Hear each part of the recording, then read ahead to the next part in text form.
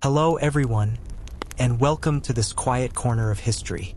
Imagine the year is somewhere in the 1800s in America, a time when the cities were growing, the railways were threading through vast landscapes, and the smell of sawdust and iron filled the air as men worked tirelessly with hands worn by labor. You might be sitting in a cozy room, maybe it's morning where you are, or perhaps late at night, the clock ticking quietly beside you, and I wonder, where are you listening from and what hour is it in your world right now? It's a curious thought, isn't it, to consider that somewhere, someone else might be listening to the same story, yet experiencing a completely different moment in time. Now, let's step into the life of a builder during this era, not through grand events, but through the pulse of everyday existence. Imagine a young man named Samuel, born to a family of modest means, whose hands were destined to carve wood, shape stone, and feel the raw texture of materials as the sun rose over the horizon. Samuel's mornings often began before the rooster crowed, the chill of dawn biting at his skin as he strapped on his worn leather boots and prepared for another day that promised labor from sunrise to sunset. The air was crisp with the scent of dew-soaked fields, and distant chimneys puffed faint trails of smoke, signaling the stirrings of a town slowly waking.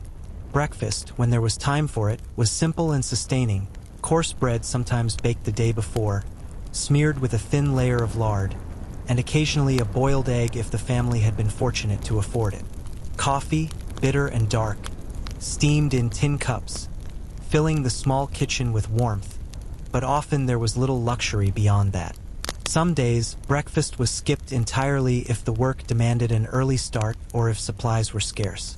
Samuel would often carry a small cloth sack containing a hunk of bread, a piece of salted pork, and sometimes an apple, fruit that had survived transport from orchards beyond the town, bruised and imperfect, yet enough to sustain a body tasked with endless motion.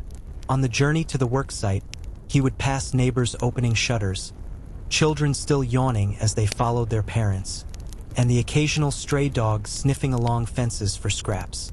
The streets were unpaved, muddied from last night's rain, dusting the shoes and trousers of every traveler, and the wooden wheels of wagons clattered loudly on the uneven surfaces. Sometimes Samuel walked beside a team of oxen dragging beams to a distant construction site, the air filled with the rhythmic creaking of wood and the grunts of animals. Once the work began, there was no room for pause. Hammers pounded rhythmically, chisels carved into beams, and saws shrieked as wood surrendered to sharp edges. Sweat ran freely, soaking shirts and streaking dirt across young faces. Yet in that shared exertion, there was camaraderie, a silent bond among men whose survival depended on precision and strength. They would talk sparingly, mostly exchanging necessary words about measurements or upcoming tasks, but sometimes a story slipped out. A rumor about the town's new railway project, a debate over which blacksmith made the finest tools, or a fleeting joke about the mayor's new hat that had a feather comically taller than its wearer. Lunchtime was brief, eaten wherever a spot could be found, sometimes under the scant shade of a tree or beside a half-constructed wall. Bread, cheese, and salted meat were common, but occasionally, a woman from a nearby home would leave a pie on the gate for the laborers, sweet or savory, offering a rare indulgence that lifted spirits more than it filled stomachs. The men would drink water from barrels or fetch it from nearby wells, the cold liquid bringing a small comfort against the relentless heat or sun that beat down from high above.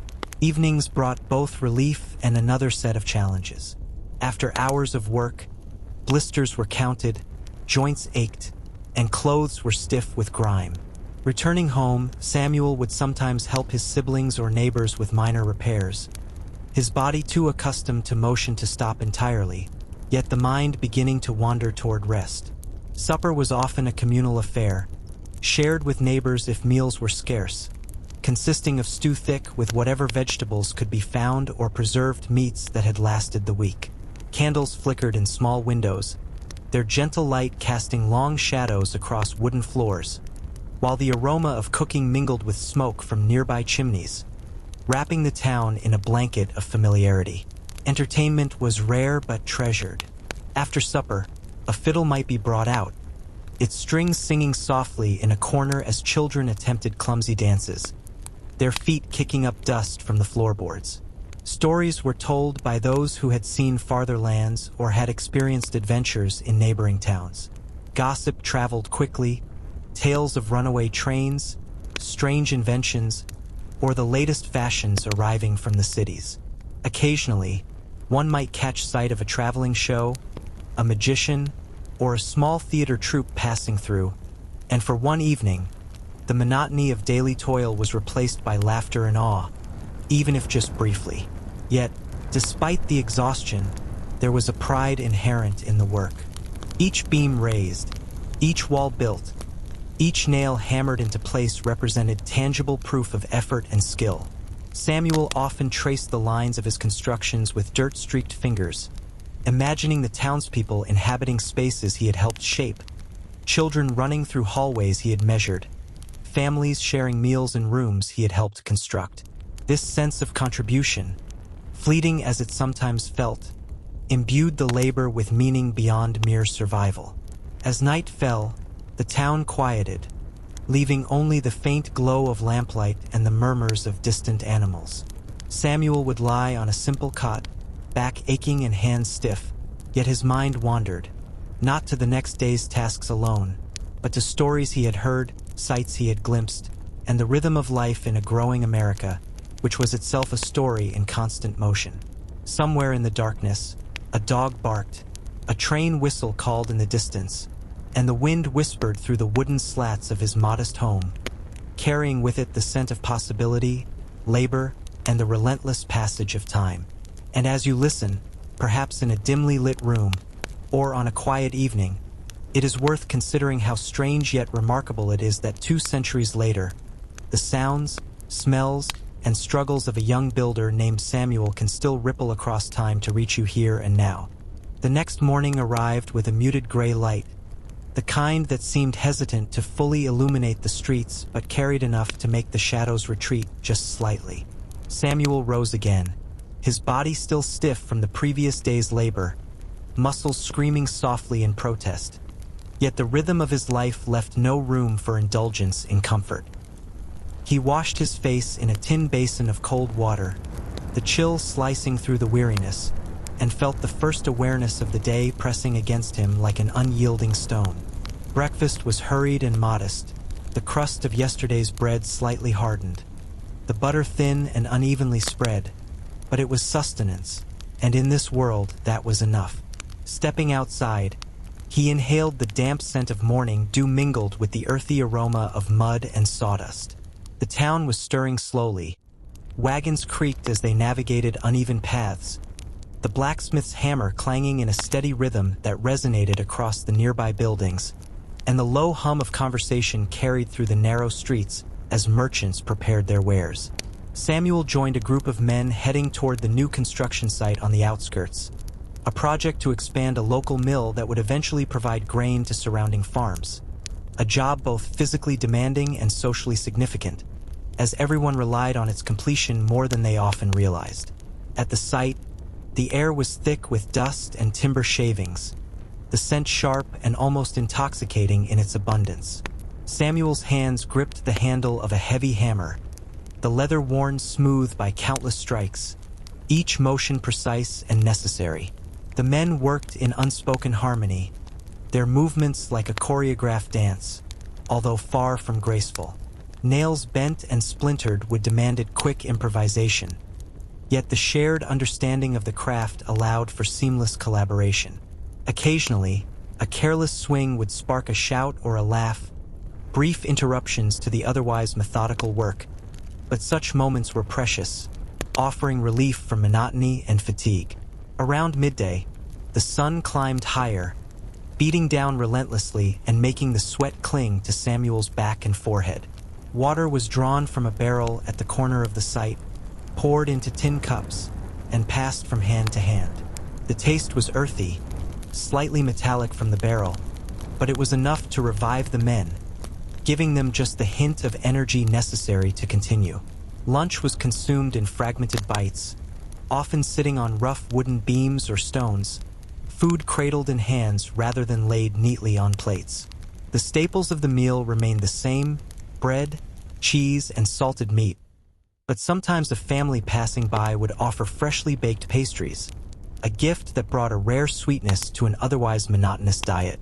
As the afternoon stretched, Samuel's mind drifted intermittently from the labor at hand. He thought about the stories told the night before, about the rumor that a new bridge was being planned over the nearby river, and wondered how it would change the town once completed.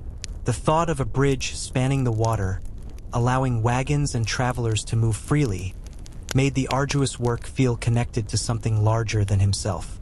It was a strange mixture of exhaustion and hope, of pain and purpose, all wrapped together in the mundane acts of lifting, hammering, and carving.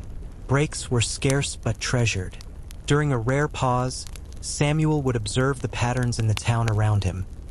The way smoke curled lazily from chimneys, the children chasing one another across dirt streets, or the blacksmith waving to a passerby. Sometimes he imagined himself on a faraway adventure, traveling along the paths that stretched beyond the horizon. Yet the pull of responsibility and the tangible presence of work always brought him back. It was this tension between the imagination and reality that gave life a subtle texture, a richness that could not be measured by wages alone. Evenings brought their own rituals. Samuel would return home, dirt-smudged and tired, yet the world did not slow down for him. Meals were prepared, the modest ingredients transformed into stews or porridges, filling the small home with aroma that, though simple, felt luxurious after a day spent outdoors. Conversation was sparse, often focused on practical matters, plans for the next day, the weather, or the state of tools and materials, but occasional laughter would break through, sparked by a child's misstep or a shared memory from previous labor. After supper, there were quiet moments of reflection.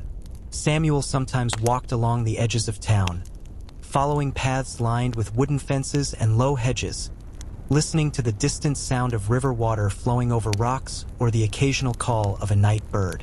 He thought about the construction sites, the structures that were rising slowly under his hands, and the town itself, a living organism of wood, brick, and human effort. There was an understanding that every beam placed, every nail driven, contributed not only to immediate survival but also to the broader story of the community, a legacy etched into the framework of the buildings themselves. Entertainment remained a simple affair, yet no less significant. Occasionally, neighbors would gather around a fire pit, singing songs carried from older generations, their voices trembling but determined, weaving tales of historical events, of distant battles, and of love and loss. Children would mimic the adults, their clumsy renditions eliciting smiles and gentle corrections. It was not glamorous, and it was far from luxurious, but it was real and human, a thread connecting each day's labor to the shared experience of the community. As night deepened, Samuel lay upon a cot, body aching yet mind alive with memories and expectations. The wind carried faint scents of the forest and the river, whispering through cracks in wooden planks, and he imagined the journey of those breezes from far-off lands, as if the world itself were sending messages in subtle currents. Dreams came slowly, interwoven with fragments of conversation, the creaking of the mill, and imagined futures where bridges and buildings stood tall, silent witnesses to the sweat and skill of countless hands. And somewhere, far from his modest room, the world continued. Wagons rolled, fires glimmered, and stories of labor, survival, and small joys flowed like a hidden river, connecting past and present, reaching across time to anyone who paused long enough to listen. The following morning dawned with a golden haze, light spilling unevenly across the town as Samuel made his way to the construction site, the wooden planks of the streets damp from a night's dew, glistening faintly under the rising sun. His hands were already familiar with the feel of rough timber, splintered edges, and the stubborn resistance of stone that refused to yield without effort. Today, however, there was a sense of urgency in the air, a feeling that the walls of the new mill must rise higher before the next week's shipments arrived, and the townspeople whispered of schedules and deadlines, murmuring with a mixture of anxiety and anticipation. Samuel adjusted the strap of his tool satchel, noting the familiar weight of chisels, hammers, and measuring instruments, the implements that had become extensions of his own body through countless days and nights of toil. The men arrived one by one, each carrying not just their tools but their own silent histories of labor. There was Thomas, whose father had been a carpenter before him, and whose hands bore the faint scars of generations of careful craftsmanship. There was Elias, whose strength was unmatched, yet whose temperament often teetered on impatience, and others whose names Samuel sometimes forgot, swallowed by the rhythm of collective work. They greeted one another with brief nods. The language of camaraderie expressed less in words than in gestures. A tap on the shoulder, a shared grin at a minor triumph, the wordless acknowledgement of endurance. Work began immediately, the familiar symphony of hammering, sawing, and shifting beams filling the morning air. The sun climbed higher, warming faces and drying sweat, but also highlighting every imperfection, every misaligned plank, demanding attention. Samuel's focus shifted constantly, checking measurements, adjusting supports, ensuring that each element aligned with the plans etched in his mind. Mistakes could be costly, sometimes requiring entire sections to be dismantled and rebuilt. And yet, amidst the labor, there was a subtle satisfaction, a sense that mastery lay not in speed alone but in precision and attention to detail. Lunch came in small intervals, often opportunistic bites taken while perched precariously on scaffolding or a half-finished beam.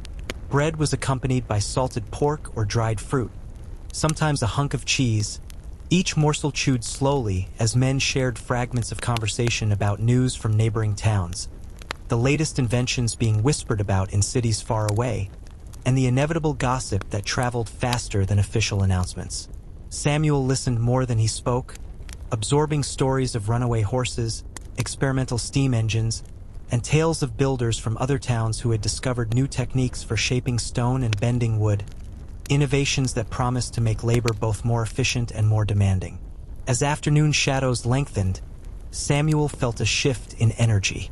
The men became more deliberate, their movements careful to conserve strength while maintaining productivity. The sun slanted sharply through unfinished windows, casting long patterns of light and shadow across the floorboards, illuminating fine sawdust in the air, tiny motes dancing in the glow like a slow, endless snowfall. Occasionally, Samuel's mind wandered to memories of meals shared with his family, the taste of fresh milk from the morning cow, the laughter of his siblings chasing one another across the yard, and the scent of wood smoke mixing with the aroma of stews simmering in small iron pots. Such thoughts offered a quiet comfort, reminders that beyond the labor lay a life of small joys and fleeting pleasures. Evenings at home were never truly idle. Samuel helped patch walls, repaired broken furniture, or fashioned simple toys for his younger siblings, each task blending necessity with creativity. Sometimes he accompanied neighbors to the local tavern, not for drink, but to hear the soft strumming of a lute or the laughter of children performing impromptu plays, tiny spectacles that brought warmth to the chill of night. Conversation drifted naturally between work, family, and rumors of far-off events, stories of railways expanding westward, distant political debates that might one day affect the town, and anecdotes of builders who had traveled to other states seeking fortune and skill. Meals were eaten with care despite their simplicity. Stews thick with roots and preserved meats simmered over modest flames, the aroma filling the wooden house, mingling with the faint smell of smoldering firewood. Bread was torn by hand, portions shared and rationed with quiet understanding. Occasionally, a neighbor would stop by with a fresh loaf or a small treat, an unspoken gesture that reinforced the network of mutual reliance essential for survival in these early American communities. Children played quietly by the hearth, their laughter soft against the backdrop of evening chores and the distant croak of frogs in nearby ponds, while Samuel and others discussed plans for the next day's work, adjusting strategies to account for weather, material shortages, or unexpected structural challenges. Night brought the inevitable reflection on the passage of time. Samuel lay on his cot, the floorboards creaking softly beneath the weight of his body, listening to the wind sift through cracks in walls and doors. He imagined the structures he helped raise standing for decades, silently testifying to the skill and perseverance of builders whose names might be forgotten, yet whose work endured. In those quiet hours, he pondered the delicate balance between labor and life, between the tangible accomplishments of the day and the intangible threads of memory, connection, and hope that wove through the town's fabric. Dreams emerged slowly, layered with fragments of sounds: the clatter of tools, the distant bark of a dog, the whisper of wind across unfinished beams, painting visions of construction sites transformed into bustling centers of community, of bridges completed, of homes filled with life, all anchored by the steady, unglamorous, but profoundly meaningful rhythm of human effort. And as you sit listening, perhaps in a room dimly lit or in the quiet of the night, it is remarkable to consider how such lives, spent in toil and ordinary moments, resonate across centuries, offering glimpses into a world both foreign and familiar, where every nail driven and every beam placed formed part of the endless story of human endeavor, survival, and the pursuit of something greater than oneself. The following weeks moved in a rhythm both relentless and subtle, a tide of labor that carried Samuel and his companions through the changing moods of spring. Mornings arrived with the sweet scent of freshly turned earth, the sharp tang of sawdust mingling with the fragrance of wildflowers that crept along the edges of town, and the distant clatter of carts making their way over uneven streets. Samuel found himself thinking more often about the seasons, noticing how the light shifted subtly earlier or later each day, how the warmth of the sun was now accompanied by the occasional sharp chill that cut through sleeves and coats, reminding him that each day required not only physical endurance but an awareness of nature's constant influence on work. Work itself had grown more complex as the structures rose higher, demanding scaffolds that swayed slightly in the wind, beams that needed precise alignment, and an ever-watchful eye for errors that could compromise safety. Samuel moved among these challenges with practiced attention, his hands steady, his mind alert, yet he often felt the weight of responsibility pressing silently on his shoulders. Mistakes could mean injury, wasted materials, or delays that would ripple through the town's schedules. Yet in that pressure lay a subtle satisfaction, the knowledge that skill and care could turn raw timber and stone into something enduring and vital. Meals remained simple, but Samuel began to notice the small joys that punctuated routine. Freshly churned butter, the occasional slice of smoked ham, or a hard-boiled egg shared among friends offered more than nutrition. They were tokens of comfort, reminders that despite the unrelenting labor, moments of pleasure could be found and savored. Water was drawn from wells lined with stones, often shared with passing children who called greetings, their voices carrying in the still morning air. Samuel had come to appreciate the way such small exchanges, waves, smiles, brief conversations, wove a network of connection, subtle yet profound, across the town and its laborers. Afternoons were punctuated by challenges both expected and unforeseen. A beam might splinter unexpectedly, forcing the men to pause and improvise, or a sudden gust of wind would rattle the scaffolding, demanding immediate attention to prevent accidents. Samuel observed carefully, coordinating with Elias and Thomas, their hands moving in harmony as they lifted, adjusted, and secured materials with practiced precision. Amidst the strain, snippets of conversation offered relief. Rumors of new technologies reaching the cities, debates over which local blacksmith had created the most reliable hammer, and stories of builders who had traveled far and wide to perfect their craft. Such stories were absorbed, not merely as idle chatter, but as a means of understanding the broader world beyond the immediate horizon of timber and stone. Evenings brought both relief and reflection. After the day's labor, Samuel would return home, clothing stiff with dust and sweat, boots heavy with mud and splintered with fibers. Dinner was shared with family, often stew thickened with root vegetables and preserved meats, bread torn by hand, and perhaps a sweet treat if fortune allowed. Conversations were practical but occasionally meandered into memory, laughter arising from tales of minor mishaps or childhood adventures, stories of neighbors and friends, and speculation about the future of the town and its inhabitants. Samuel listened closely, storing these moments as quietly as he stored the tools that had shaped his days. As night deepened, he often walked the edges of town, a habitual ritual that allowed both body and mind to unwind. Paths led past low wooden fences, fields waiting to be plowed, and the glimmer of a distant river reflecting moonlight. Sounds of nature, the rustle of leaves, the soft cry of nocturnal birds, the faint roar of water, filled the spaces between human voices, reminding him of the larger world that existed beyond timber and nails. Thoughts drifted to the structures he had helped build, imagining them standing firm in the seasons yet to come, witnesses to countless small stories of work, rest, and human resilience. Occasionally, news from distant places would arrive through letters or travelers' tales. Samuel listened intently as men described railways stretching westward, factories experimenting with new machinery, or towns implementing novel construction techniques. Though these stories were often fragmented or embellished, they provided glimpses of innovation, sparking imagination and curiosity. Samuel found himself thinking about the possibilities that lay beyond his immediate labor, wondering how distant cities might transform, and how knowledge from elsewhere could one day find its way into his hands, altering the very work he performed. Leisure, though sparse, was cherished. Children gathered around a small fire, attempting clumsy dances or singing folk songs, while adults told stories of battles, journeys, and local legends. Occasionally, Samuel would accompany a neighbor to witness a traveling performer, a fiddler, a magician, or a storyteller whose words conjured visions of faraway lands.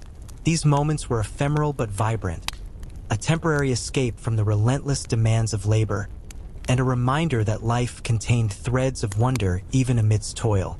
As Samuel lay down at night, body sore yet mind alert, he reflected on the rhythm of days that merged into weeks. The passage of time was measured less by calendars and clocks than by the raising of walls, the alignment of beams, and the progression of seasons. Dreams drifted slowly, carrying echoes of the day, hammering, laughter, conversations, the creak of scaffolds, and the whisper of the wind through unfinished structures. In that liminal space between wakefulness and sleep, Samuel felt the subtle power of continuity. Work feeding into life, life feeding into memory, and memory becoming a silent testament to the perseverance and quiet dignity of ordinary lives lived under the sun, guided by labor, sustained by small pleasures, and woven into the broader tapestry of a growing America. The arrival of early summer brought with it a distinct shift in both the landscape and the rhythm of work. Samuel awoke to a warmer sun, the air heavy with the scent of damp earth and blooming wildflowers, carrying hints of hay from fields being prepared for harvest. The town stirred with increased energy, as farmers, builders, and merchants all moved in a subtle, coordinated chaos, each aware that the days would soon lengthen to the point where labor stretched into the late hours, the heat adding a new dimension of challenge to their efforts. Samuel's routine remained rigorous. Breakfast consumed quickly, a hunk of bread, a sliver of cheese, a cup of bitter coffee, and then the walk toward the construction site, boots sinking slightly into the softened dirt paths that connected homes, workshops, and streets in constant flux. On arrival, the site was already alive with motion. Men were hauling beams, aligning scaffolds, and measuring distances with careful attention, their movements deliberate, almost choreographed by the familiarity of repetition. Samuel noted small changes brought by the season. Sunlight struck through newly constructed gaps in walls, illuminating sawdust floating in the air, and the heat made leather straps stick to wrists and foreheads glisten with moisture. Communication was terse but sufficient. Words exchanged to correct alignment or direct the placement of beams, punctuated by grunts and the rhythmic pounding of hammers that reverberated across the open spaces of the developing mill. Occasionally, a bird perched on a nearby plank, its chirping briefly cutting through the din of labor, a fleeting reminder of a world untouched by construction and toil. Lunch remained brief, often eaten while perched on beams, The meal carried in cloth sacks, simple yet sustaining. Bread, salted meat, and sometimes dried fruit provided minimal satisfaction. But these bites were infused with relief, a pause from exertion, and a chance for fleeting conversation. Men swapped rumors and observations. A new shipment of nails had arrived in town. A local blacksmith had crafted a hammer said to be unbreakable, and the ongoing gossip of townsfolk kept the imagination active despite the physical exhaustion. Samuel absorbed these tidbits, not only for amusement but as subtle insights into the network of human relationships that underpin daily life and labor. The afternoon brought unexpected challenges. A beam shifted slightly, threatening the structural alignment, and Samuel had to coordinate with Thomas and Elias to adjust it without causing further instability. Sweat dripped freely, clothes clung, and the relentless sun pressed down. But the careful maneuvering required focus and precision, a test of both patience and skill. During brief moments of respite, Samuel's gaze often wandered to the surrounding town. Children playing along the edges of the streets, the smoke curling from chimneys, and the occasional passerby nodding in recognition or curiosity, their presence reinforcing the sense that the labor performed here was deeply woven into the community's daily existence. As the workday drew toward evening, there was a subtle shift in tempo. Movements became more calculated, energy conserved while still maintaining progress. Conversations softened, focusing on immediate concerns, securing beams for overnight, ensuring tools were stored safely, and coordinating plans for the next day's labor. Samuel often found himself reflecting on these routines, the monotony tempered by moments of improvisation, humor, and shared effort. Each day presented the same challenges yet offered small variations. The unexpected arrival of new materials, the introduction of a slightly more efficient technique, or even a stray animal wandering through the site, evoking laughter and temporary distraction. Returning home, Samuel's body was heavy with fatigue, but the mind remained active. Dinner was modest but nourishing, often stew with root vegetables and preserved meats, bread torn by hand, and occasionally a small treat that felt luxurious simply because it was not always available. Family conversation provided both solace and distraction. Stories of neighbors' minor mishaps, children's laughter, and debates over who had crafted the best tool that week filling the air. Samuel participated where he could, yet much of the time he listened, storing memories as silently as he had stored the day's tools. Evening rituals included walks along the outskirts of town, paths lined with low fences, hedgerows, and the glimmer of distant river water reflecting fading sunlight. Nature's presence offered a gentle counterpoint to the rigid demands of labor. The soft rustle of leaves, the croak of frogs in nearby ponds, and the distant call of nocturnal birds created a layered soundtrack that accompanied reflection on the day's work and the continuity of effort that defined life in this period. Samuel imagined the structures he helped construct standing for decades, silent witnesses to the toil, care, and human perseverance that went into each beam, each nail, and each carefully measured plank. Occasionally, news from other towns or distant regions arrived, carried by travelers or posted in the town square. Samuel listened with curiosity, stories of technological innovation, new building techniques, and accounts of distant projects sparking both fascination and speculation. These glimpses beyond the immediate horizon reinforced a sense of connectivity, a recognition that the world was broader than his immediate experience and that his labor, while localized, existed within a network of human endeavor stretching across towns, regions, and even states. Night brought reflection and quiet contemplation. Samuel lay upon his cot, the weight of the day pressing into every joint, yet the mind wandered through layers of memory and imagination. He pictured the mill completed, children running through its spaces, families gathering where once there was only foundation, and a town slowly rising around the structures he helped create. Dreams drifted in slowly, carrying echoes of hammering, laughter, distant conversations, and the whispered patterns of wind through partially constructed walls. A symphony of ordinary life transformed into the intangible beauty of persistence, skill, and quiet achievement. And as the night deepened, the rhythm of existence, the interplay of labor, community, and reflection, continued its subtle flow, connecting past, present, and the small yet enduring legacies of those who shaped the world with their hands and hearts. Summer fully settled into the town, the days growing long and heavy with warmth, the kind of heat that clung to skin and made even familiar tasks feel slightly more arduous.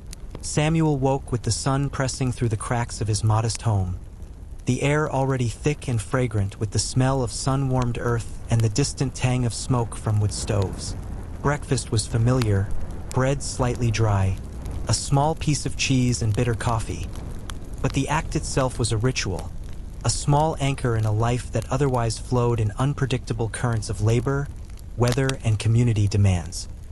He took a moment to notice the birds darting between fence posts and the glint of morning light across dew-spotted grass, brief and delicate reminders of a world beyond timber and nails. On the way to the construction site, Samuel passed through streets alive with movement. Merchants opening shutters to display bolts of cloth and barrels of grains, children darting through puddles left by an overnight rain, and neighbors calling greetings across wooden fences. The sensory chorus of town life mingled with anticipation. Today, a new section of the mill required careful assembly, a section that would bear the weight of machinery when completed, demanding both precision and collective effort. Samuel adjusted the strap of his tool satchel, feeling the comforting weight of his hammer, chisels, and measuring instruments, each one a trusted companion in the quiet drama of creation. The morning's labor unfolded with a rhythm familiar yet nuanced by circumstance. Timber had to be hoisted and aligned with care, stone foundations checked repeatedly, nails and bolts driven with deliberation. The men moved with coordination, the language of their gestures and glances carrying as much meaning as words ever could. Samuel's mind, while focused on alignment and technique, occasionally wandered to minor curiosities. The difference in grain between two types of wood, the faint scent of a nearby wildflower patch, or the subtle ways that sunlight shifted through partially constructed walls, creating patterns on the dusty ground below. Lunch was brief, often taken on the beams themselves, the sustenance simple but meaningful. Bread, dried meat, and the occasional sweetened treat offered both energy and a sense of continuity, a small comfort against the physical toll of hours spent lifting, measuring, and striking. Conversation bubbled occasionally, snippets of gossip about town affairs, disputes over materials, or observations about new arrivals and distant events. Samuel listened, absorbing both practical knowledge and the subtle textures of human interaction. The laughter, the sighs, the quiet satisfaction of work recognized by peers. As the sun climbed higher, the heat intensified, bringing challenges beyond simple fatigue.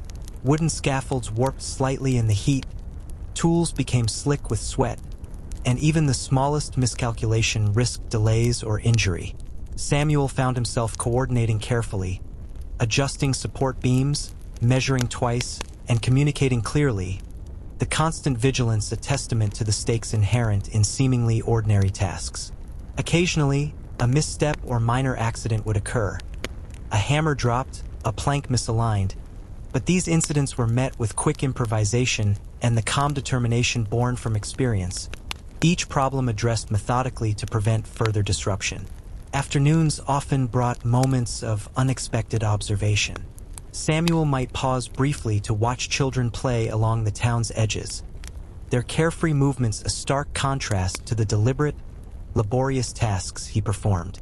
Or he might notice patterns in the sky, clouds shifting in slow, deliberate shapes, forecasting changes in weather that could dictate the next day's work. These pauses were fleeting yet essential, small breaths in an otherwise relentless flow of effort, moments when reflection mingled with observation, grounding him in both the immediate and the expansive world. Evening rituals began with the journey home, boots heavy with dirt, hands stiff from hammering and sawing. Dinner was modest. A stew simmered over the evening fire, bread torn by hand, and the occasional treat shared sparingly. Conversation was calm but lively, memories exchanged, plans for the coming days considered, and small anecdotes shared. Stories of minor triumphs on the worksite, tales of neighboring towns, and hints of future projects that might one day call Samuel further afield. These interactions were subtle, yet they wove a fabric of connection, a reminder that labor existed not in isolation but within a web of human relationships. Nighttime brought solitude and contemplation. Samuel often walked along the town's outskirts, the faint shimmer of the river reflecting moonlight, the distant calls of nocturnal animals punctuating the stillness. He reflected on the structures under construction, imagining them complete. The hum of machinery, the chatter of townsfolk, children running through open spaces. There was a sense of satisfaction in knowing that his labor, though repetitive and physically demanding, contributed to a tangible legacy, each beam and plank forming part of a larger, enduring story. Dreams drifted slowly, layered with fragments of the day. Hammering, laughter, casual conversations, and the quiet whispers of the wind through partially completed buildings. The rhythm of labor and reflection wove together, a quiet symphony of ordinary yet profound existence, where skill, perseverance, and fleeting joys converged in a life measured by effort, community, and the subtle beauty of creation. And somewhere, beneath the vast sky and over the quiet streets, Samuel's world continued. Each day a testament to the resilience, patience, and dedication required to shape both structures and the very fabric of life in 1800s America. Summer slowly yielded to the first hints of autumn, and with the change in season came subtle shifts in both the air and the rhythm of life. The mornings were crisp now, the dew colder, clinging to Samuel's boots and the edges of the wooden streets as he made his familiar walk toward the construction site. The smell of fallen leaves mingled with the ever-present tang of sawdust and wet earth, and occasionally, the distant smoke of cooking fires from neighboring homes drifted into the air, carrying with it a faint, comforting aroma of roasting meat and simmering roots. Each day felt layered with history, every step along the worn paths reminding Samuel that life in the town was a continuous thread, woven by both labor and the small, persistent rituals of ordinary people. At the site, the work continued unabated. The partially completed mill now stood taller, its skeletal framework casting long shadows across the ground, and Samuel marveled silently at the progress, feeling a quiet pride alongside the relentless fatigue of repetitive labor. Aligning beams, checking measurements, adjusting supports, every action demanded precision, for a single misstep could compromise the structure's integrity. Yet, amidst this tension, there were moments of levity. A misjudged hammer swing, a plank slightly askew, or the laughter of a fellow builder sharing a private joke, fleeting but necessary reprieves from the weight of responsibility. The rhythm of labor was punctuated by the social fabric of the men themselves. Samuel had grown accustomed to the subtle interplay of personalities. Thomas's meticulous attention to detail, Elias's bursts of energy tempered by moments of impatience, and the quieter builders who observed more than they spoke, yet contributed in ways no one else could. These interactions were often unspoken, communicated through gestures, glances, and shared understandings that had developed over weeks and months of joint toil. The worksite was not merely a place of construction but a microcosm of community, where cooperation, rivalry, humor, and respect interwove to create a delicate social tapestry. Meals at midday were brief, hurried, yet significant. Bread and cheese, salted meats, and occasionally a small portion of fruit were consumed in hurried bites atop beams or rough stones. Conversation often drifted to news from neighboring towns, rumors of distant inventions, and whispers of local politics that might one day affect wages, work conditions, or even the trajectory of entire projects. Samuel listened attentively, absorbing details, forming mental pictures of other towns, imagining distant railways and the bustling factories that were slowly transforming parts of America, even as his hands continued to shape timber and stone in the immediate, tactile present. Afternoons often tested endurance. Sunlight, slanting through partially completed walls, highlighted every misalignment and every layer of dust clinging to clothing and skin. Tools grew slick with sweat, scaffolds creaked under shifting weight, and even the slightest lapse in concentration could result in wasted effort or injury. Yet, the men adapted with practiced efficiency, coordinating silently, improvising when needed, and maintaining a careful balance between speed and precision. Samuel occasionally allowed himself brief, wandering thoughts. The laughter of children playing in the streets, the scent of a nearby orchard, or the way clouds drifted lazily across a sky tinged with the gold of late afternoon sun. These small observations offered subtle relief, a reminder that the world extended far beyond the confines of planks, nails, and scaffolding. Evenings were a time for the quiet consolidation of day's labor and reflection. Samuel returned home, dirt-streaked and exhausted, yet mentally alive, carrying the residue of effort and observation alike. Dinner was modest but nourishing. Stew thick with root vegetables, bread torn by hand, and occasionally a rare sweet treat, shared sparingly, a luxury earned through toil. Conversations with family and neighbors were practical yet laced with small stories, minor triumphs, and anecdotes of misadventure that highlighted the unpredictable nature of both labor and life. Children's laughter often punctuated these discussions, reminding Samuel of the continuity of generations and the importance of small, enduring joys in a life defined by effort. Night brought solitude and contemplation. Samuel would often wander the outskirts of town, along paths lined with fences, hedgerows, and glimpses of the river glinting under the moonlight. Nature's sounds, the distant croak of frogs, rustling leaves, and the occasional nocturnal bird, formed a quiet backdrop to reflection, a counterpoint to the structured chaos of daytime labor. His thoughts lingered on the structures he helped create, imagining the mill fully completed, the machinery operating smoothly, townsfolk moving through its spaces, children playing, and families conducting daily life within walls raised by skill, patience, and persistence. Occasionally, travelers or neighbors brought news from distant regions, tales of emerging construction techniques, new tools, and innovations in cities Samuel had never seen. These stories were absorbed carefully, offering glimpses of possibilities beyond the immediate horizon, sparking quiet curiosity and subtle ambition. The interplay of imagination and labor became a constant companion, a reminder that every nail driven, every plank aligned, and every beam secured was both a literal and symbolic contribution to a broader story, one that extended far beyond the immediate scope of the town. As Samuel lay on his cot, the weight of the day pressing into every muscle, his mind drifted between memory and reflection. Dreams carried fragments of hammering, laughter, conversation, and the rustle of leaves through partially completed structures. Each night, the rhythm of labor, rest, and reflection wove together seamlessly, creating a quiet symphony of human endurance, skill, and connection.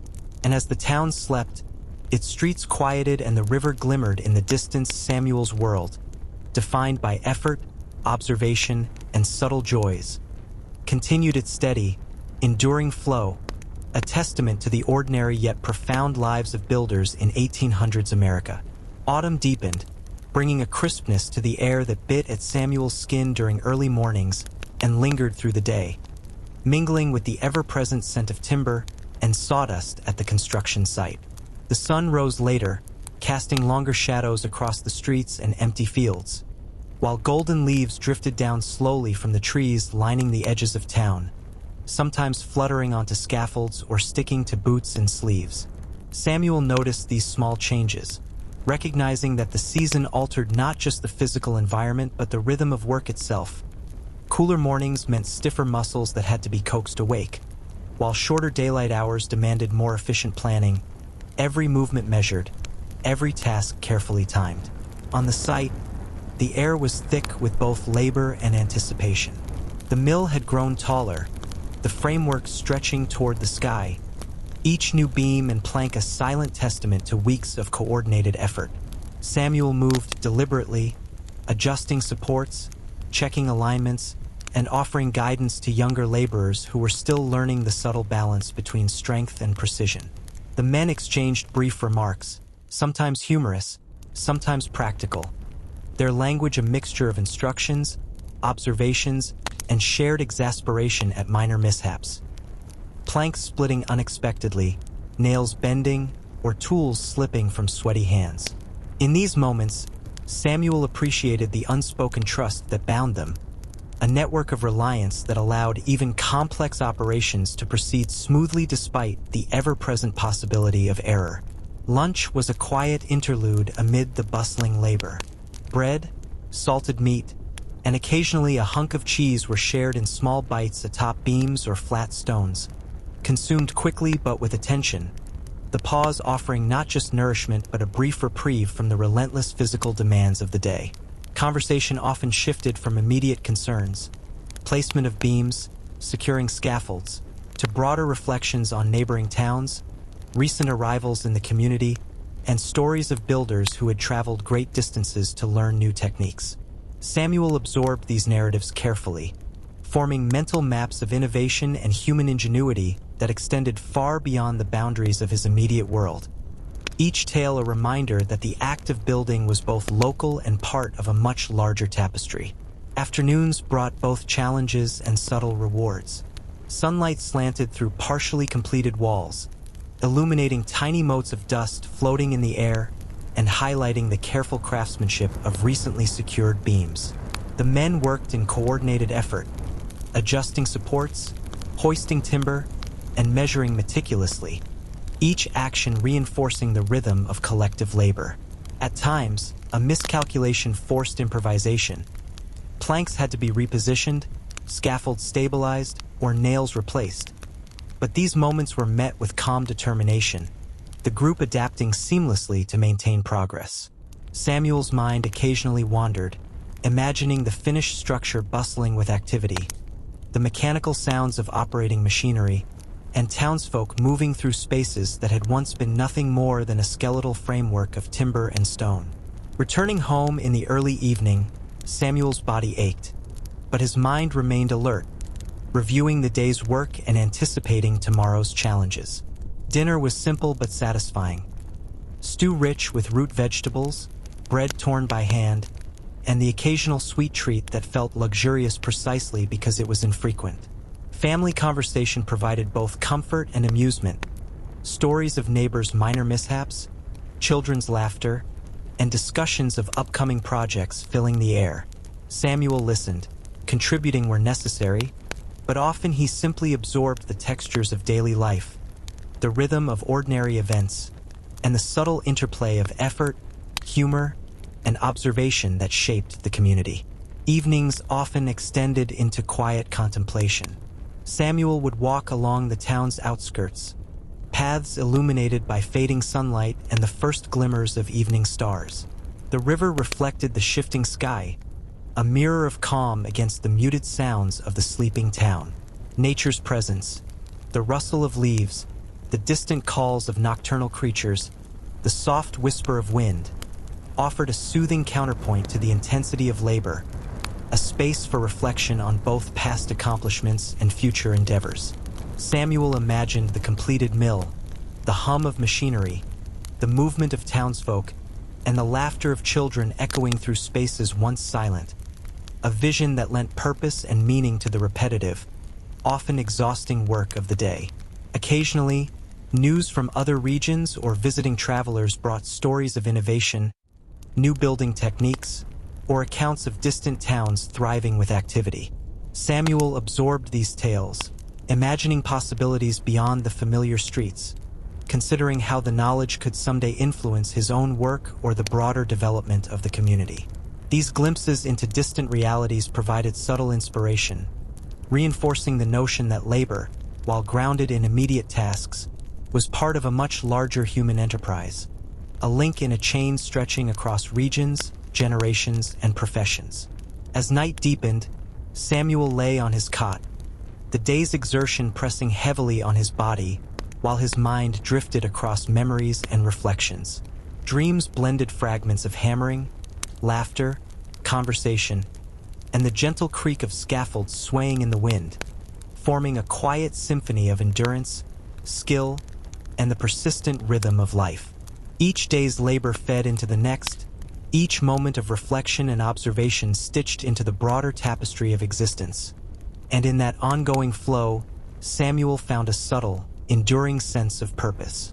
The ordinary acts of building, observing, and participating in community life converged to create a life that, though grounded in routine, resonated with meaning, continuity, and the quiet beauty of human perseverance.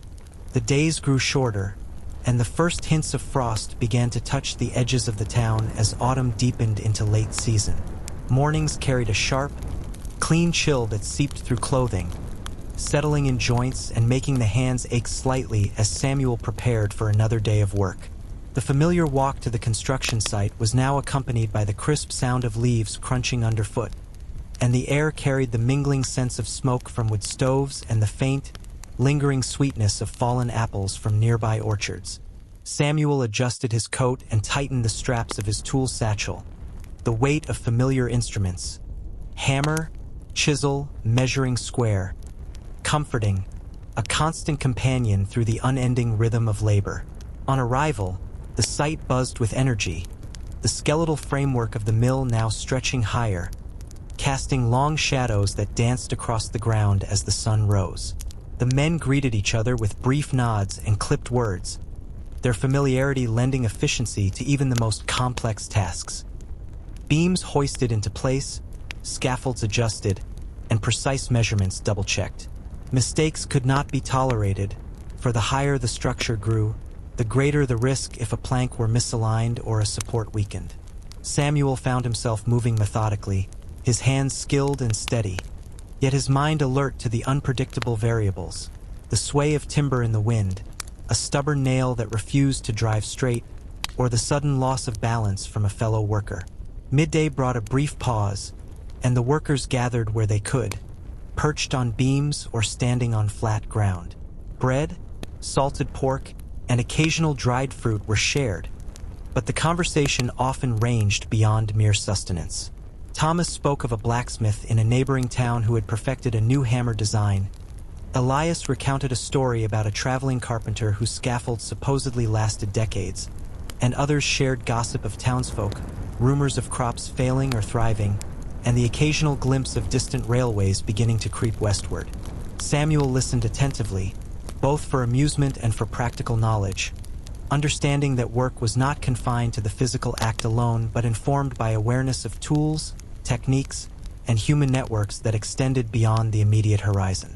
Afternoons tested both endurance and ingenuity. A beam might split unexpectedly under pressure, forcing rapid adjustment. A scaffold could tilt precariously, requiring careful reinforcement. Tools might slip, drawing a sharp gasp and the quick recovery of both worker and implement. Samuel coordinated carefully with Thomas and Elias, relying on unspoken signals and mutual trust honed over weeks of joint labor. The air carried the combined scent of sawdust, sweat, and cooling earth, mingling with fleeting smells of nearby fires cooking the day's meal. Occasionally, a stray animal, a cat or a dog, would wander onto the site, pausing to watch the work, bringing a brief moment of amusement to the men who had spent hours absorbed in repetition and effort. Returning home in the evening was a slow, deliberate process. Boots heavy with mud and splintered wood, hands sore from hammering and measuring, Samuel entered the familiar warmth of his modest home. Dinner was simple yet satisfying. A hearty stew thick with root vegetables, bread torn by hand, and, if fortune allowed, a rare sweet treat. Family conversations unfolded naturally, stories of neighbors' minor successes or mishaps interweaving with laughter and gentle teasing. Children's voices filled the spaces between words, and Samuel absorbed the atmosphere, storing the textures, smells, and rhythms of domestic life as carefully as he had stored the day's tools. Night brought reflection, a slow unfolding of thought as Samuel walked along the outskirts of town, the river glinting faintly under moonlight, hedgerows and fences framing the familiar paths. The sounds of night, rustling leaves, distant animals, and the occasional hoot of an owl offered a gentle counterpoint to the intensity of labor, a reminder that the world extended far beyond timber, nails, and scaffolds. Samuel imagined the completed mill, the hum of machinery, the bustle of townsfolk, and children playing in open spaces that had once been nothing more than skeletal frameworks of beams. These images grounded his effort, lending purpose and meaning to work that was physically demanding, mentally consuming, yet deeply rewarding. Occasionally, news arrived via traveling merchants or letters brought from other towns. Tales of innovative techniques, new tools, and distant construction projects sparked curiosity and subtle inspiration. Samuel imagined how these insights could influence his own work, contemplating adjustments, improvements, or entirely new approaches to solving familiar problems. These glimpses beyond the immediate horizon served as reminders that labor was simultaneously local and part of a broader continuum, a link in a chain of human endeavor stretching across regions and generations. As Samuel lay down at night, the day's exertion pressed into every muscle, yet the mind wandered freely. Dreams blended fragments of hammering, laughter, conversation, and the faint creak of scaffolds swaying in the wind. Each night's rest allowed reflection on the continuity of effort, the subtle joys of community, and the enduring beauty of creation, even amidst the most ordinary and repetitive tasks. Samuel's life, measured by labor, observation, and small pleasures, unfolded like a river flowing steadily, connecting past, present, and the quiet yet profound legacy of work, skill, and human perseverance in 1800s America. The first frost had settled in thoroughly by the time Samuel rose one morning, and the chill in the air was sharper, biting through the layers of wool and coarse fabric he had draped across his shoulders. The town itself seemed quieter, the streets less populated as people adjusted to the season's demands. Farmers tending late harvests or livestock, merchants ensuring their goods were protected from cold, and children who now preferred indoor play or quick sprints through the crisp air to amuse themselves before retreating into warmth. Samuel adjusted his coat, tugged his scarf tighter around his neck, and set out along the familiar paths, boots crunching against frostbitten soil, carrying both the weight of tools and the anticipation of another day of labor that would test endurance and patience alike. On arrival at the construction site, the skeleton of the mill loomed taller than ever, beams reaching skyward, casting long shadows across frozen ground. Samuel's breath formed small clouds as he joined the men, each of them moving with a mixture of practiced rhythm and careful deliberation, mindful that the cold made wood and metal behave differently, that scaffolds became slick with frost, and that hands stiffened despite gloves. Adjustments were constant. Braces reinforced, beams remeasured, and nails checked for alignment, the tiniest misstep threatening to compromise the work and demand hours of correction. Yet there was a subtle satisfaction in these trials, a recognition that labor, like life, required both adaptability and skill, and that mastery came not from ease but from navigating challenges successfully. Lunch was brief, the men huddling where sunlight warmed small patches of ground or atop sturdy beams that had absorbed heat during the fleeting moments of day. Bread, salted pork, and small portions of cheese or fruit were consumed quickly, accompanied by quiet conversation that ranged from the practical, observations about timber grain, tool efficiency, or scaffold stability, to lighter musings about the town, neighbors, and the ever-present gossip of who had traveled or returned recently. Samuel absorbed these exchanges as carefully as he did the work itself, recognizing that knowledge, no matter how small, contributed to both safety and the subtle web of social connections that bound laborers together. Afternoons brought a combination of physical strain and mental alertness. Beams had to be lifted higher, scaffolds adjusted to compensate for frost and shifting timber, and measurements checked repeatedly to prevent cumulative errors.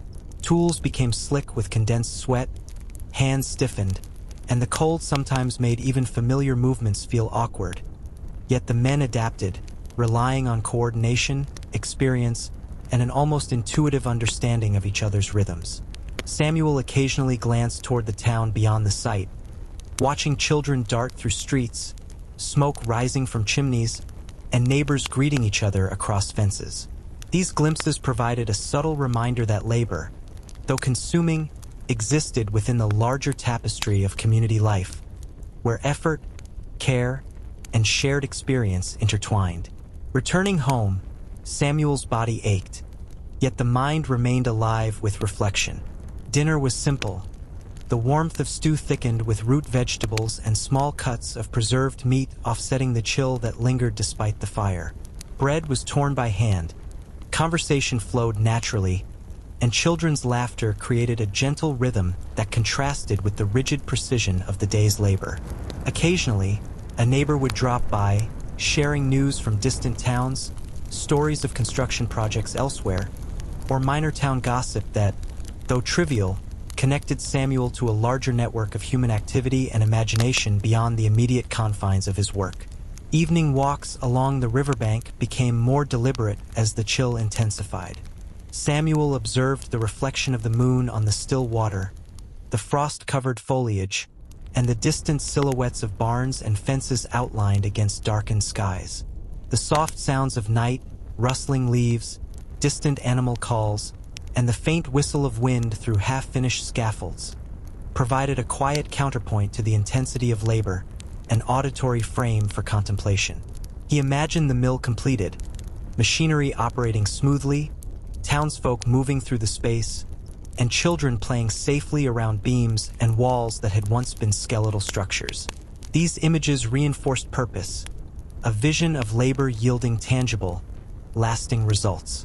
Occasionally, travelers brought news or letters arrived, recounting innovations in construction, reports of distant towns thriving under new techniques, or stories of ambitious projects across America.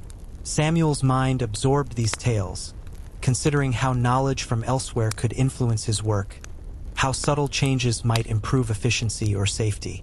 The interplay of imagination, observation, and applied labor became a subtle but constant companion, reminding him that his daily toil was part of a broader, ongoing human endeavor, linking towns, generations, and professions across distances both temporal and geographical. As night deepened and Samuel lay on his cot, muscles exhausted but mind active, he drifted into dreams interwoven with fragments of hammering, laughter, whispered conversation, and the gentle creak of scaffolds in cold wind. Each night's rest allowed for reflection, the assimilation of experiences, and quiet contemplation of ordinary, yet meaningful accomplishments. In the continuous flow of labor, observation, and community life, Samuel found subtle satisfaction and enduring purpose, a testament to the quiet dignity, resilience, and persistence required to build both structures and lives in 1800s America, day by day, beam by beam, moment by moment. Winter had arrived fully, and with it came a harshness Samuel had only partially anticipated. The air bit sharply at exposed skin, and each breath formed small clouds that vanished quickly into the frosty morning. Paths that had once been forgiving dirt or compacted earth were now glazed with ice in patches, making even the familiar walk to the construction site a careful, deliberate process. Snow dusted rooftops, fences, and the skeletal structure of the mill, giving the world a muted, quiet quality, muffling distant sounds and forcing the town's inhabitants to adapt to new routines dictated by the season's severity. Samuel pulled his coat tighter, adjusted the woolen scarf around his neck, and set out, aware that the day ahead would be both physically taxing and mentally demanding. For cold brought its own set of challenges to labor, endurance, and coordination. On arrival, the construction site was transformed. Frost clung to beams, ice crystals glittered along ropes and pulleys, and the men's breath rose in plumes, mingling with the faint smoke from portable stoves they had set up to warm their hands. Samuel moved with extra caution, mindful that would contract it in the cold. Tools became slick, and metal fasteners threatened to snap or bend under unexpected pressure. Every action required additional thought. The lifting of a beam demanded precise footing, measurement checks were performed more slowly, and scaffolds were reinforced repeatedly to accommodate shifting loads. Despite the hardships, There was a distinct satisfaction in navigating these difficulties. Each adjustment, each careful maneuver, was a triumph over the stubborn resistance of winter itself. Lunch was brief. The men huddled around small patches warmed by sunlight or temporary stoves, consuming bread, salted pork, and occasionally dried fruit. Conversation was practical, focused on immediate concerns: which beams required additional bracing, how the frost affected specific joints, and whether tools should be heated carefully to prevent cracking or bending. Occasionally, the discussion would drift to stories of winters past, the challenges of working through ice and snow, or the ingenuity of builders who had faced harsher climates elsewhere. Samuel listened with quiet interest, absorbing both practical strategies and narratives that wove a sense of continuity and shared experience into the laborious day. Afternoons demanded heightened vigilance. The sun's low angle created long shadows that made judging distances and angles more challenging, while intermittent gusts of icy wind tested balance and concentration.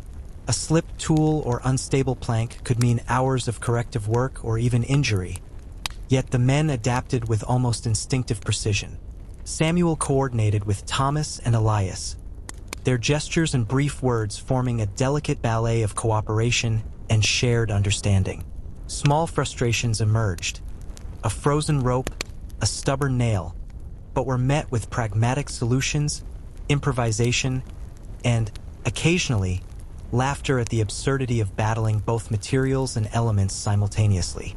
Returning home in the evening was slower, boots heavy with slush and mud, hands stiff despite layers of gloves. Dinner was hearty, designed to restore both warmth and energy. Stew rich with root vegetables, salted meats, and bread torn by hand. Conversations at the table were subdued, the cold outside reinforcing the intimacy of domestic space.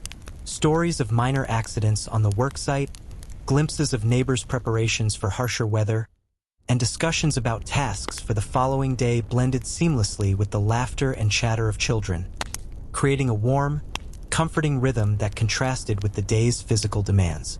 Evening walks became less frequent, but when taken, they were quiet and reflective.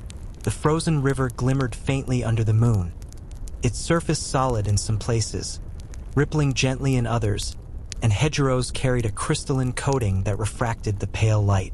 The sounds of night, the creak of distant barns, the rustle of small animals seeking shelter, the faint whistle of wind through scaffold beams, formed a subtle, layered symphony. Samuel imagined the completed mill bustling with activity, the warmth and energy of townsfolk moving through spaces that had once been skeletal and cold. These visions reinforced purpose, lending significance to the arduous labor that winter imposed. Occasionally, travelers or letters brought news from other regions. Reports of new construction techniques, innovative tools designed to withstand harsh weather, and distant towns where laborers had developed ingenious strategies to keep work progressing despite ice and snow. Samuel absorbed these accounts, considering how knowledge gained elsewhere could inform his own work, subtly influencing decisions and improving both efficiency and safety. These glimpses beyond the immediate town provided inspiration and a sense of connection, a reminder that labor, no matter how localized, was part of a broader continuum of human ingenuity and perseverance. As Samuel lay down at night, muscles aching from the cold and the day's exertion, his mind drifted through fragments of work, conversation, and reflection. Dreams intertwined with the hammering of beams, laughter of companions, and the soft creak of scaffolds in the icy wind, forming a quiet meditation on endurance, skill, and resilience. In these nights, amid frost and stillness, Samuel found continuity and purpose, the ordinary acts of labor and observation transforming into something quietly profound, a testament to the steadfastness and ingenuity required to build both structures and life in 1800s America. The cold of midwinter had settled into every corner of the town, seeping through doors, windows, and even the thick layers of clothing Samuel and the other builders wore. Morning light arrived slowly, pale and hesitant, struggling to penetrate the frosted windows and the occasional drifting snow flurries that clung stubbornly to rooftops and the skeletal beams of the mill. Samuel's breath rose in soft clouds as he walked to the site, each step deliberate on paths glazed with ice, boots crunching through frost-bitten mud, his hands tucked deep into gloves to stave off the biting chill. The town itself moved at a slower pace, neighbors tending fires, repairing roofs, or carefully layering straw to protect livestock from the relentless cold. Even the children, when visible, moved quickly between warm interiors and brief bursts of outdoor play, their laughter sharp and fleeting against the stillness of winter. At the construction site, the skeletal framework of the mill bore a coat of frost, beams gleaming faintly in the weak sunlight, scaffolds glinting as the ice caught even the smallest spark of light. Samuel joined the men, their movements precise, almost ritualistic in their careful choreography. Hoisting beams, measuring angles, securing fastenings with deliberate attention. Each action required vigilance, for wood contracted and expanded unpredictably in the cold. Metal fasteners stiffened, and the risk of slipping on icy scaffolds was ever present. Despite these hazards, there was a subtle camaraderie, an understanding born of shared experience that allowed even complex tasks to proceed smoothly. Laughter occasionally punctuated the labor, brief moments of warmth amidst the harshness, stories of minor mishaps or exaggerated tales from previous winters easing tension and maintaining morale. Midday brought a brief but cherished reprieve. Meals were simple bread, salted pork, dried fruit. But the act of sharing food in the midst of bitter cold created an almost ritualistic sense of comfort. Conversation ranged from practical guidance, such as the best way to reinforce a frost-laden beam or how to prevent tools from freezing, to lighter stories of neighbors' adventures or humorous observations about stubborn animals navigating snow-draped streets. Samuel absorbed these discussions with care, recognizing that knowledge passed in casual conversation often held subtle truths vital to safety, efficiency, and the smooth progress of work in conditions that tested both body and spirit. Afternoons demanded physical endurance and heightened mental focus. The sun, now low in the sky, cast long shadows that complicated the perception of distance and alignment. Gusts of cold wind tested balance, tugging at coats and tools, while frost-crusted scaffolds challenged even the most practiced footing. Samuel coordinated closely with Thomas and Elias, their gestures precise, communication clipped but clear, each member aware that a single misstep could cascade into hours of corrective labor. The rhythm of work became a delicate interplay between persistence and caution, each motion deliberate, measured, and mindful of both immediate risk and long-term structural integrity. Returning home, Samuel's body bore the day's labor in stiff muscles and chilled extremities, yet his mind remained alert, weaving reflections of work, observation, and fleeting personal thoughts into a tapestry of experience. Dinner provided both sustenance and comfort. Thick stew with root vegetables and meat, bread torn by hand, and the occasional sweetened morsel that tasted far richer for its scarcity. Family conversations flowed naturally, stories of neighbors' minor successes, children's laughter, and gentle teasing creating a warm counterpoint to the harshness of the world outside. These moments reinforced Samuel's connection to both his labor and his community, emphasizing that the work site was but one layer of a broader life defined by persistence, shared experience, and subtle joys. Evenings often carried Samuel to the outskirts of town, paths coated in frost and illuminated by the pale glow of moonlight reflecting off frozen surfaces. The river, partially iced, mirrored the dim sky, occasionally rippling where currents persisted, and hedgerows glittered faintly with frost. The sounds of night, rustling leaves, distant animals moving through snow, the whisper of wind through scaffold beams, formed a quiet symphony, offering a meditative backdrop to thought. Samuel imagined the completed mill, its machinery humming, townsfolk moving through the space, and children playing safely around walls and beams that had once been skeletal and cold. These visions lent purpose to the grueling, repetitive labor, reinforcing the tangible and enduring results of skill, patience, and perseverance. News occasionally reached the town through travelers or letters, reports of innovative construction methods in other regions, clever adaptations for surviving and working through severe winters, and accounts of distant towns flourishing under new techniques.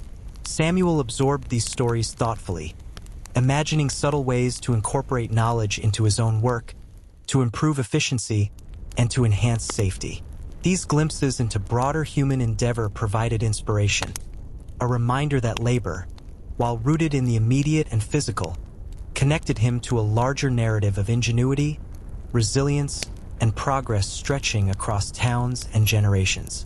As night fell and Samuel lay in bed, the chill outside pressing in against walls and windows, he reflected quietly on the day's achievements and the trials that winter imposed.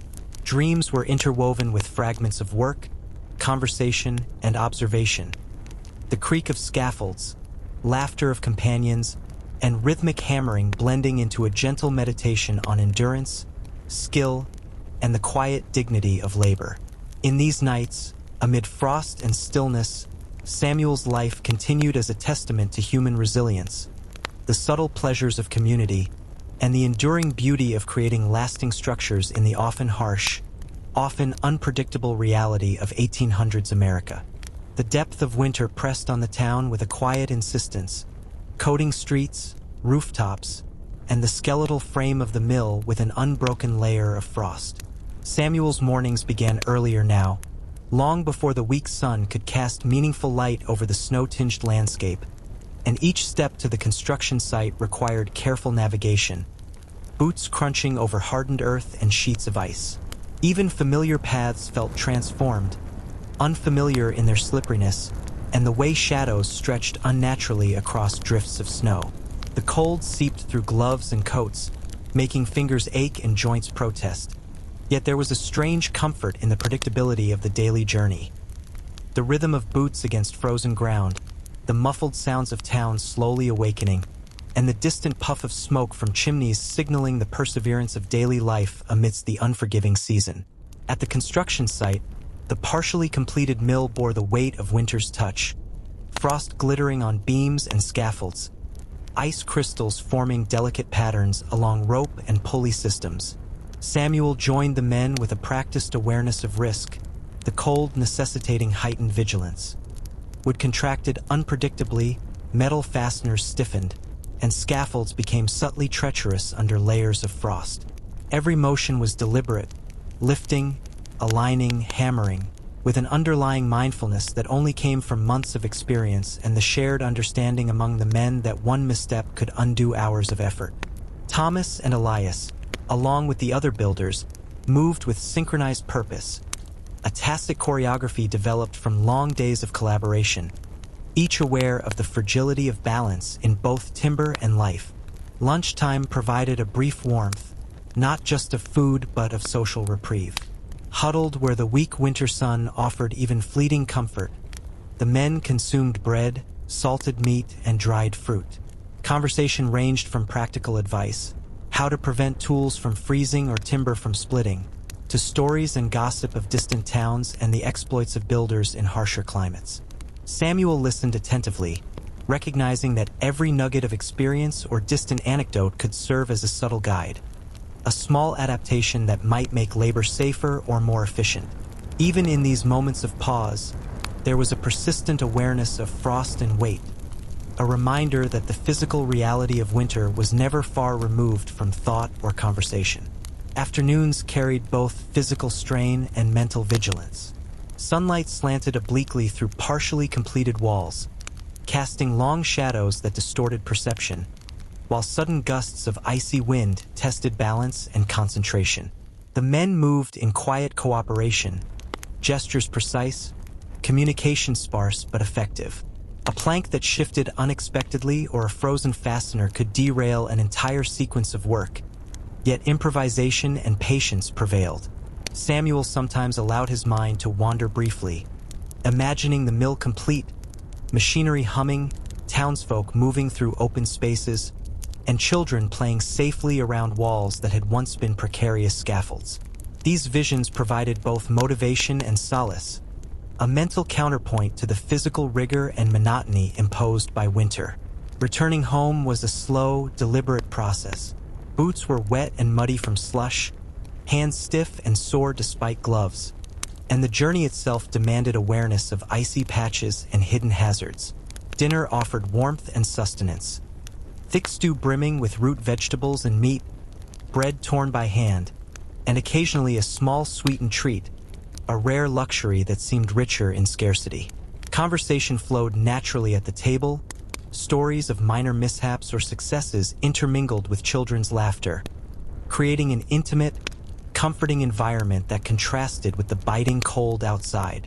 Samuel absorbed the atmosphere, the small textures and rhythms of home life, as carefully as he had absorbed the details of the construction site, understanding that both spheres were connected through effort, observation, and the subtle joys of routine. Evening walks along frost-covered paths provided reflection and perspective. The river, partially frozen, glimmered faintly under moonlight, ice sheets fractured by persistent currents, hedgerows sparkling with frost, and distant barns outlined against darkened skies. Sounds of the night, rustling leaves, distant animals, and the occasional creak of a scaffold formed a meditative backdrop. Samuel considered the labor and ingenuity required to complete the mill, imagining townsfolk moving within the space, machinery operating smoothly, and children playing safely, each small detail lending significance to repetitive, arduous work. News and letters from other regions continued to arrive sporadically. Reports of construction innovations, methods to counter winter challenges, and stories of distant towns thriving under new techniques sparked curiosity and subtle inspiration. Samuel considered how knowledge could be applied to his own work, improving efficiency, safety, and the overall quality of labor. The broader context reminded him that even the most localized and physically demanding work connected him to a chain of human enterprise stretching across time, geography, and generations. At night, Samuel lay in bed, exhausted physically yet mentally alert. Dreams blended fragments of hammering, laughter, whispered conversation, and the soft creak of frost-laden scaffolds, forming a meditation on endurance, skill, and quiet perseverance. Amid the stillness and cold of winter, life continued in its rhythmic flow, labor, reflection, observation, and the subtle satisfaction of creating structures that would outlast the season, the town, and the daily exertions of those who had shaped them, an enduring testament to human resilience in 1800s America. The relentless grip of winter continued to dominate the town, though by now Samuel had grown accustomed to the early chill and the way frost coated every surface like a thin, unyielding layer of glass. Dawn broke slowly, the weak light filtering through gray clouds and reflecting off icy rooftops and scaffolds, creating a soft, shimmering effect that made the skeletal frame of the mill look almost ethereal. Samuel tightened his scarf, adjusted his gloves, and made his way to the construction site, mindful that each step on the ice-slicked ground demanded attention, and that the weight of tools and equipment required careful balance. Even the air seemed to resist, carrying a biting cold that settled into joints and made movements deliberate, each motion conscious and calculated. At the site, the skeletal structure of the mill loomed, frost glinting faintly on timber and rope. The men worked with quiet precision, aware that even the smallest mistake could disrupt the rhythm of the day. Samuel moved steadily among them, checking measurements, reinforcing supports, and guiding less experienced workers with subtle gestures. Conversation was sparse, punctuated by occasional instructions, brief remarks, or a chuckle when frost caused an unexpected mishap. A slipped boot, a frozen fastener, a beam that shifted with a subtle groan. The harsh conditions demanded focus, yet in these small shared moments, camaraderie grew, the collective struggle against winter forging an unspoken bond stronger than words alone could convey. Midday offered a brief reprieve. Meals were simple but nourishing: bread, salted pork, and small portions of preserved vegetables. The men gathered where the weak sun provided warmth, sharing not only sustenance but observations of the day and reflections on past experiences. Thomas recounted a story of a builder who had completed an entire structure during a more brutal winter, emphasizing ingenuity and persistence, while Elias noted small adjustments that might make scaffolds safer. Samuel listened closely, mentally storing these lessons, knowing that each insight, no matter how minor, could improve safety, efficiency, or comfort. Even in these pauses, the cold reminded them that preparation and vigilance were constant companions. Afternoons demanded both physical strength and mental acuity. The sun dipped low, stretching shadows and creating deceptive angles, while gusts of wind added unpredictability to already challenging tasks. The men moved in coordinated effort, hoisting beams, adjusting scaffolds, driving nails, all while balancing on frost-slicked surfaces. A misaligned plank or a frozen joint could require hours of adjustment, yet the team adapted seamlessly, relying on experience, instinct, and the silent understanding forged over countless shared hours of labor. Samuel occasionally allowed his mind to drift, imagining the mill complete, machinery operating smoothly, and townsfolk moving through the space, children playing safely near walls that had once been fragile scaffolds. These visions grounded his effort, providing motivation and subtle solace. Returning home in the evening was a slow, careful process. Boots were caked in slush, gloves damp and stiff, and the cold seemed to penetrate even layered clothing. Dinner offered warmth and comfort. Thick stew with root vegetables and meat, bread torn by hand, and the occasional sweet treat that felt luxurious for its rarity. Family conversation unfolded naturally, blending humor, reflections on neighbors' activities, and the laughter of children, creating a domestic rhythm that contrasted sharply with the rigid demands of the construction site.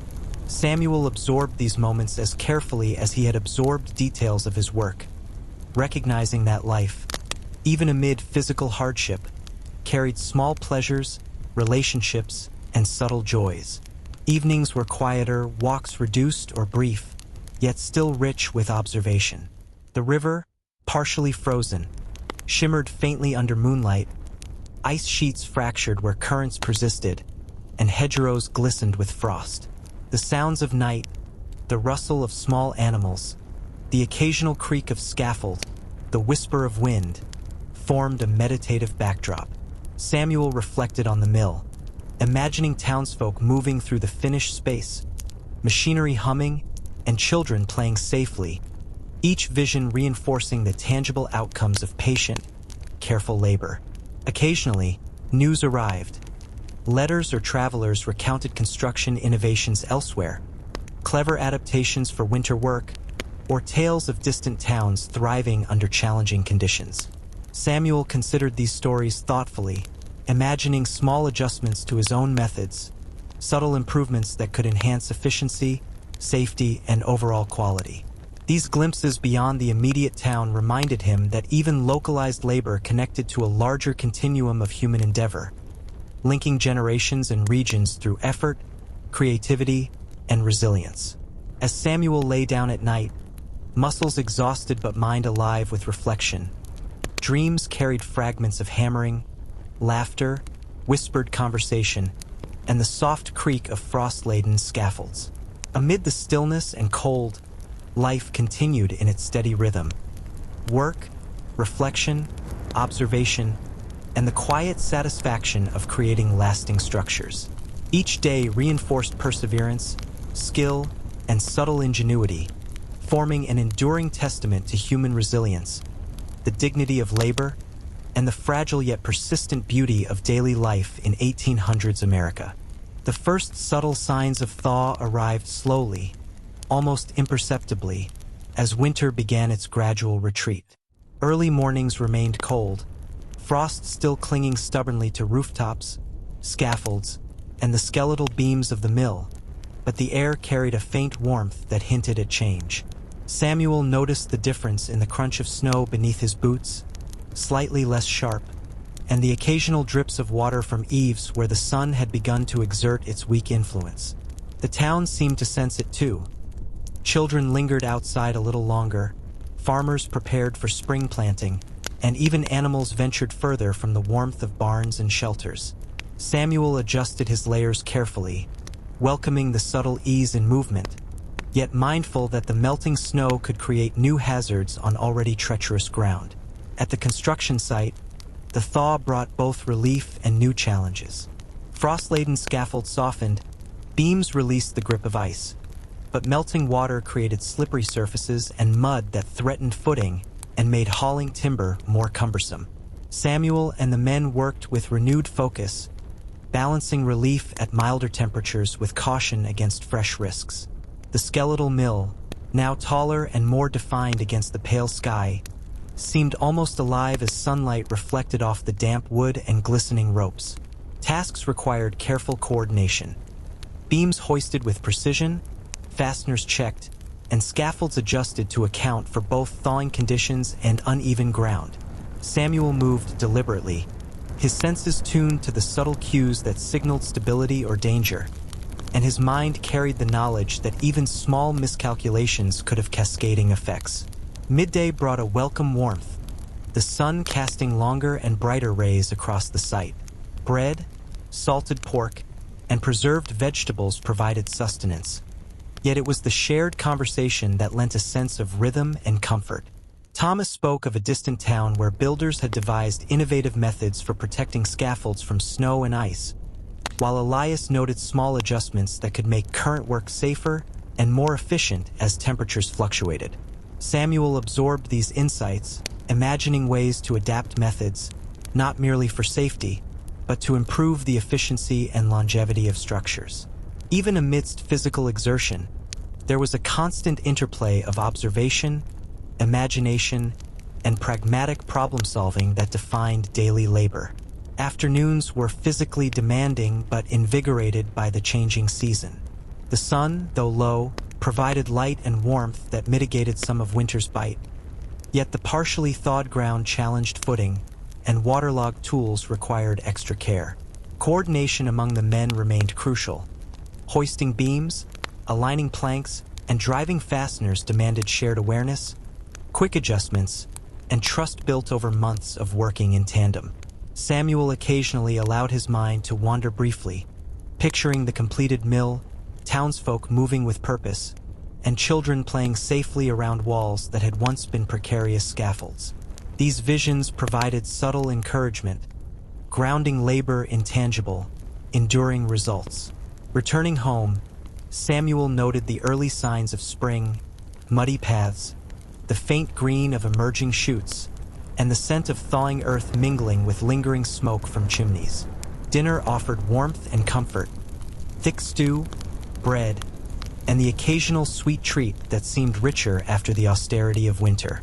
Conversations flowed naturally. Family anecdotes, stories of neighbors' minor successes, and observations of seasonal change, all interwoven with the laughter of children.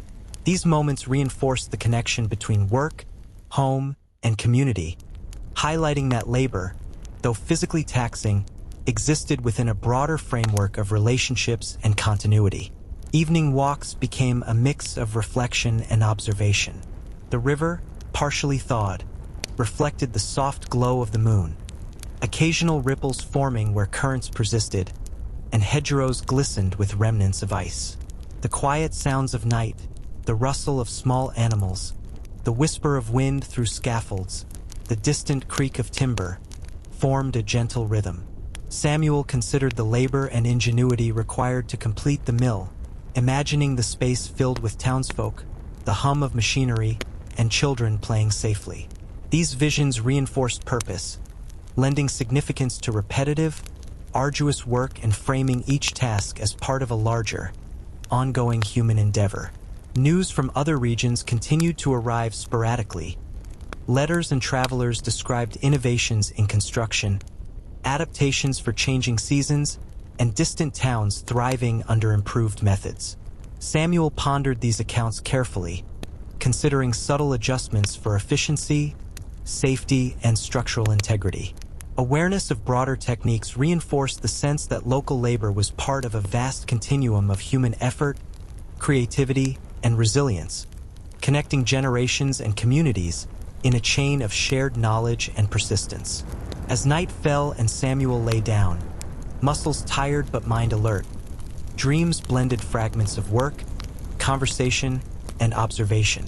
The soft creak of scaffolds, laughter of companions, and rhythmic hammering intertwined with visions of completed structures, bustling townsfolk, and safe, vibrant spaces. Amid the transition from winter to early spring, life continued its steady rhythm.